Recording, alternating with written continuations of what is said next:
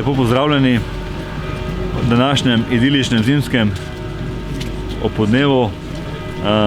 Pozdravljam vse prisotne strani Slovenske kmečke zveze pri Slovenski ljudski stranki. Moje ime je Marko Cigler, sem predsednik Slovenske kmečke zveze. Pozdravljam vse prisotne člane vodstva stranke in Slovenske kmečke zveze. Lepo pozdravljeni tudi vsi prisotni novinarji.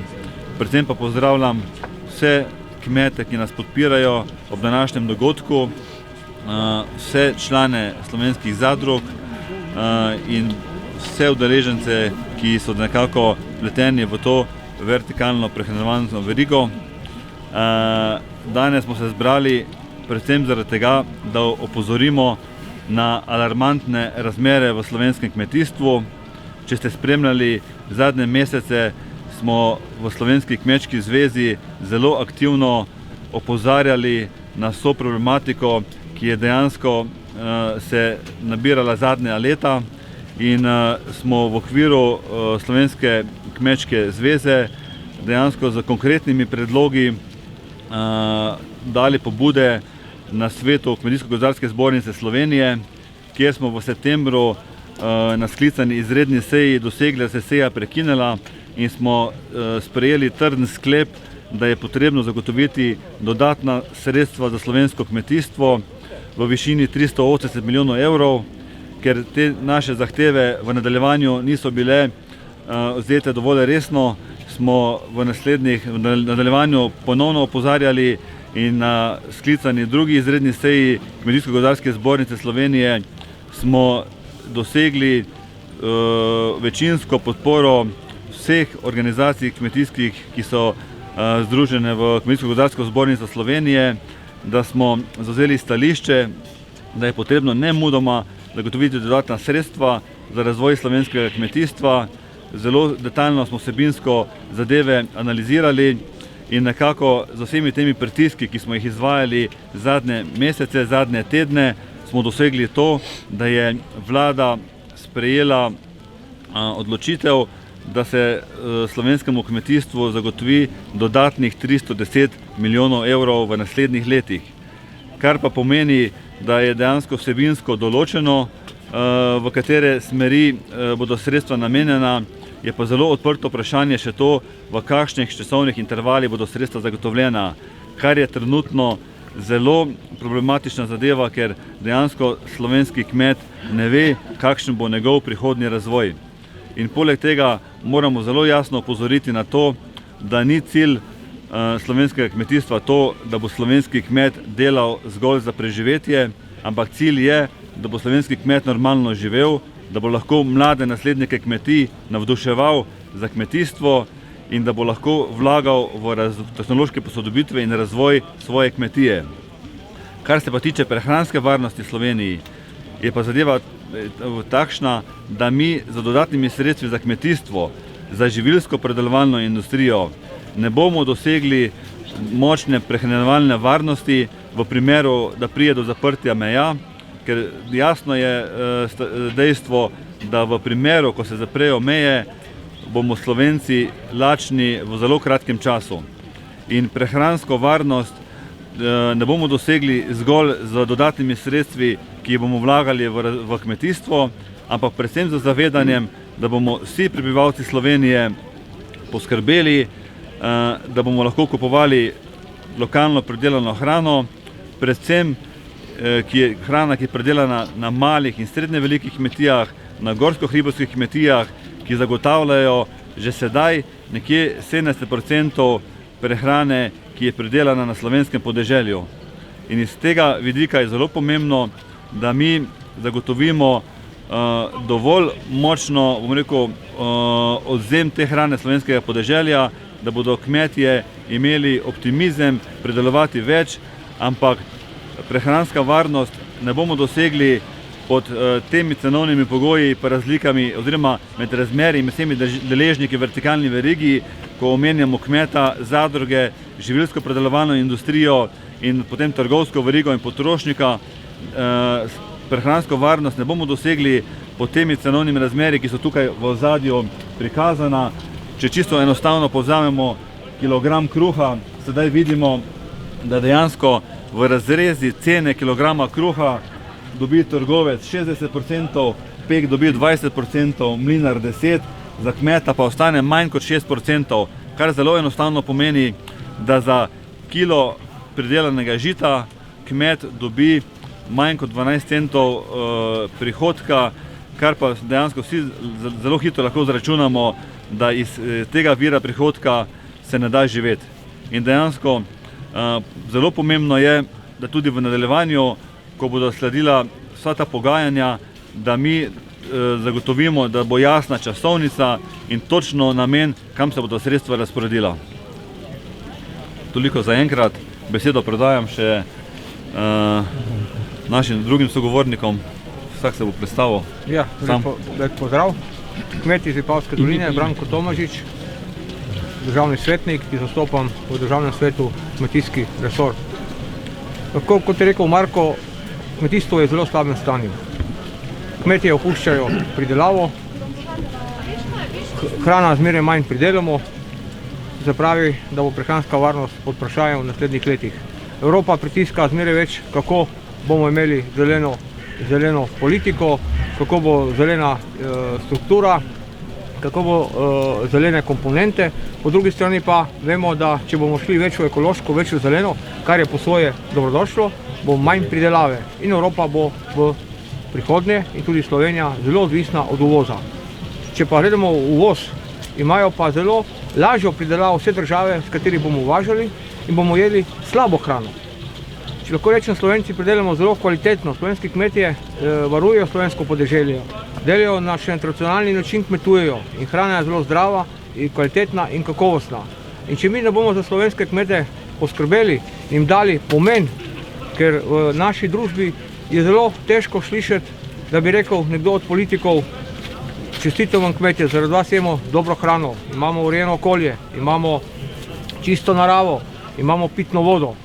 Tega vsi slovenski kmetje zavedamo in prav, ko smo sedaj zaključili razprave o novi SKP, to pravi strateški načrt za novo skupno kmetijsko politiko, vidimo, da se spet v nekaterih delih razhajamo, kot smo se pred 6 leti, ko smo opozarjali na težave in nam takratna skupna kmetijska politika nam pripeljala, da imamo manj kmetov, da imamo slabši samooskrbo in da pridelamo manj hrane. In kmetje in tukaj Slovenska kmečka zveza pri Ljudski stranki smo opozarjeni in vidimo, da bomo ponovno slovenski kmetje izigrani in izigrani bo tisti, ki nekako pridelujejo hrano, ki dajo največ na tem, bi rekel, za samooskrbo in bojo spet pridobili nekateri, ki ne kmetujejo, ki niso kmetje ali pa mi pravimo kmetje iz kavča. In s tem se ne strinjamo in smo tudi včeraj v državnem svetu, ko smo sprejemali ta strateški načrt, opozorili na te težave, na te probleme in ki jih moramo večkrat. Slovenski kmet mora biti podprt, dajmo mu tisto, da bo kmetoval, ker vidimo, da mladi kmetje se ne odločajo za prevzem kmetij. In nekateri, ki so prevzeli v prejšnji perspektivi kot mladi prevzemniki, so videli, da je to težko delo, da je težavno delo in se enostavno opuščajo. Te nesorazmerja v ceni, ta nelegalen uvoz, ta nesledljivost, tukaj pa mora politika skrbeti za prijazno okolje, za okolje, da bo prišlo do pošteno.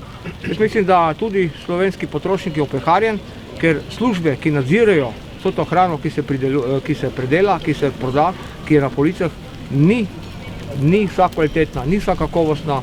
Zato jaz še enkrat vsem poudarjam, kupujmo domače, kupujmo lokalno in edino tu je bodočnost za slovenskega kmeta.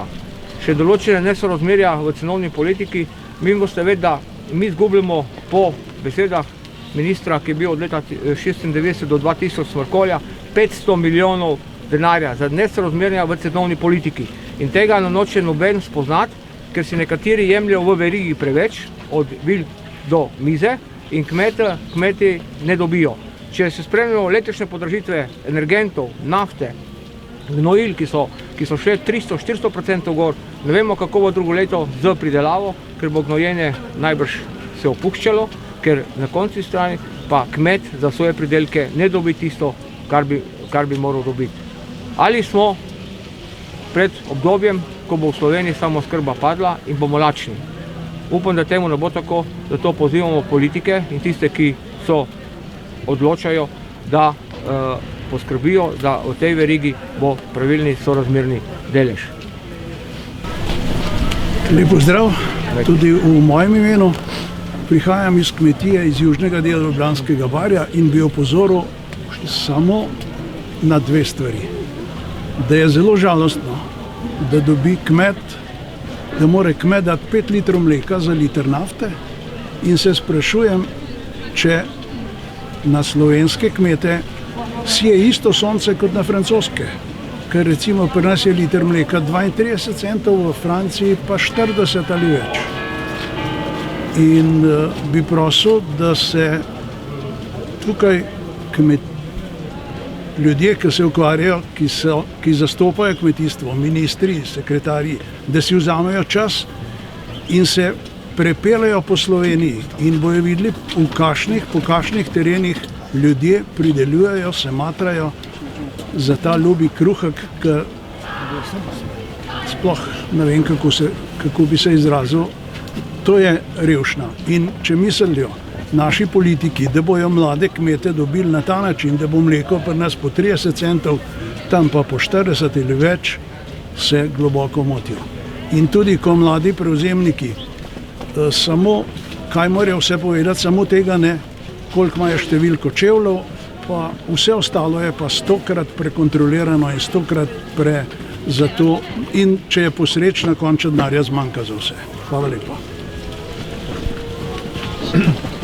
Zdaj bo pa še Boštjan Furlan predstavil projekt kulturni, prosim, če lahko še to na kratko, če bo pa kakšno vprašanje, pa lahko tudi jaz kaj. Seveda, v SLS se zelo močno zavedamo, da če ne spoznavaš svoje preteklosti, se težko zavedaš, kdo sploh si in tudi težje poiščeš pravilne odgovore za izzive v prihodnosti. In zato nas še posebej veseli, da lahko z vso slovensko javnostjo delimo naše veselje ob pridobitvi originalnega izvoda Slave Vojvodine Kranjske od Valvazorja iz leta 1689 za našo knjižnico. Ta izvod bomo prvič javnosti predstavili v torek 14. decembra ob 4. popoldan. Vsi, ki vas veseli zgodovina, ki vas zanima zgodovina, zelo lepo povabljeni na ta ogled. Lahko se pa tudi v prihodnje dogovorimo za to, da ta izvod pokažemo, samo pač vnaprej treba nas poklicati. Vabljeni na sedež SLS na Gospodinski ulici 8. Obenem bomo pa tudi prvič v Ljubljani prikazali oziroma otvorili gostujočo mednarodno razstavo o svetih bratih Cirilu in Metodu, ki je tudi izjemno zanimiva in je tudi požela veliko odobravanja v strokovnih krogih. Zelo lepo povabljeni. Lejte, kot je bilo že prej rečeno, tu je predsednik Slovenske kmečke zveze, novi predsednik SKZ pri Slovenski ljudski stranki Marko Cigler, najaktivnejši državni svetnik Branko Tomažič, naš dolgoletni član, tudi svetnik gospod Strle, Darja Jamnik, drugi, ki smo tukaj.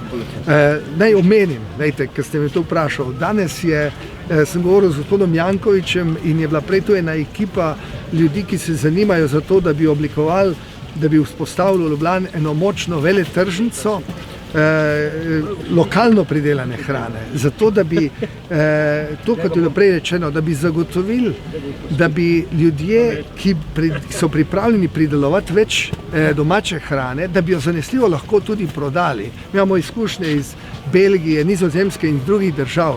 Torej, kaj je cilj? Da v času, ko lahko normalno delujemo, ko ni izrednih razmer, ko niso zaprte meje, da bi tisti, ki imajo pogoje, da tudi tržno pridelujejo, da bi tržno pridelovali, teli kmetje pa bodo tržno pridelovali tudi v Halozah, Beli krajini, v Prekmurju, na Tolminskem, na Goričkem, če bodo vedeli, da bodo lahko svoje proizvode tudi prodali.